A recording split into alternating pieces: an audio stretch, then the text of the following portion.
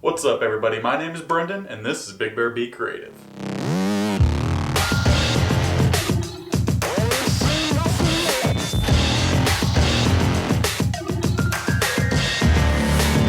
In this week's video, we're not going to be doing any sort of time lapses, anything like that. I'm going to be trying to help you improve your photography game.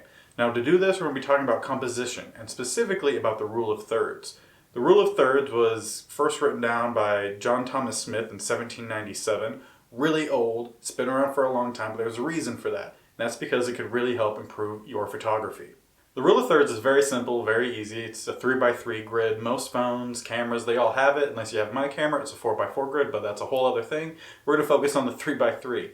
So with the 3x3 grid, it wouldn't matter really what you're taking a photo of, whether it be landscape, portrait, or anything. You're just going to line up elements of your shot with those lines. And that'll help compose the shot in a more appealing manner. It is said that the reason we like the rule of thirds is because we don't like the main element of our subject to be dead center. Dead center is called Kodak. That goes back to the whole Kodak cameras. We really try to stay away from those, but every now and then it's fine. It's art, so you can really do whatever you want. But specifically about the rule of thirds, we're going to use those horizontal and vertical lines to line up elements of our shot. So like landscapes, you'll use trees, waterfalls, horizon lines, going on the horizon line of the rule of thirds. There's really a bunch of ways that you could use it, but it's going to require you to use a lot of footwork. Move around your shot, your subject, until you find the elements that you really want and that really line up well with those shots.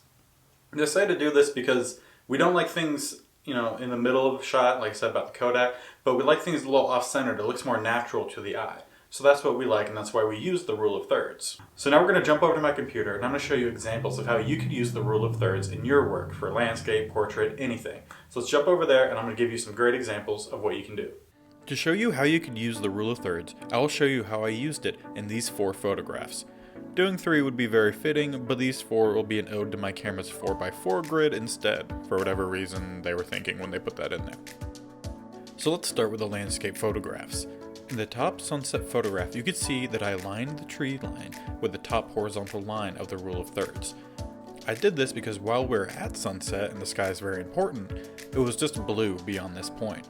So I kept the image tight and focused by having the tree line on the top line. I also had the walkway to the dock lined in between the 2 vertical lines, which is kind of a nod to the Kodak method, but this also works just as fine for the rule of thirds. Now for the second landscape photograph, it's very easy to see.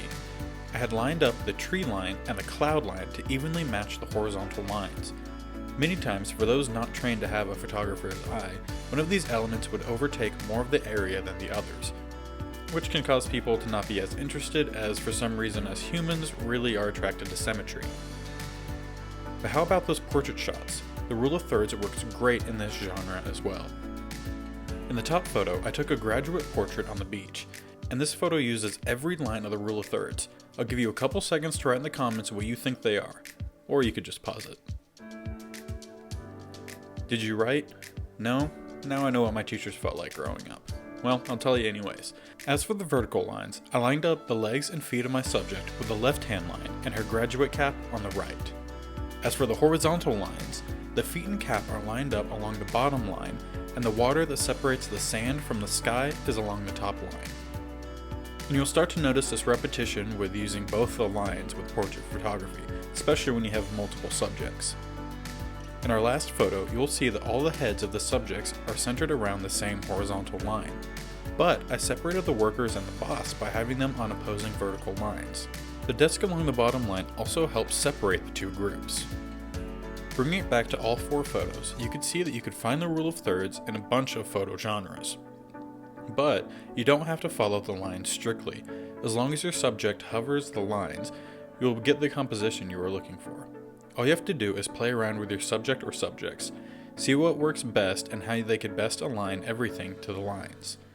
And if you're wanting more information on the rule of thirds, please check out my article on the subject. It goes a little bit more in depth than this video does. I hope this was helpful. I hope you learned something about the rule of thirds and how you can apply it to better improve your photography. The photos The photos that you saw me use in explaining how to use the rule of thirds, they're available on my merch page and on my Zazzle store for prints. If you really like them, feel free to go ahead and get them. I'll leave them down in the description below. And don't forget to like and subscribe. It really goes a long way in helping promote this video and this channel to other people who might like it as well. So until next time, thank you for watching. Hope you have a great day and go be creative.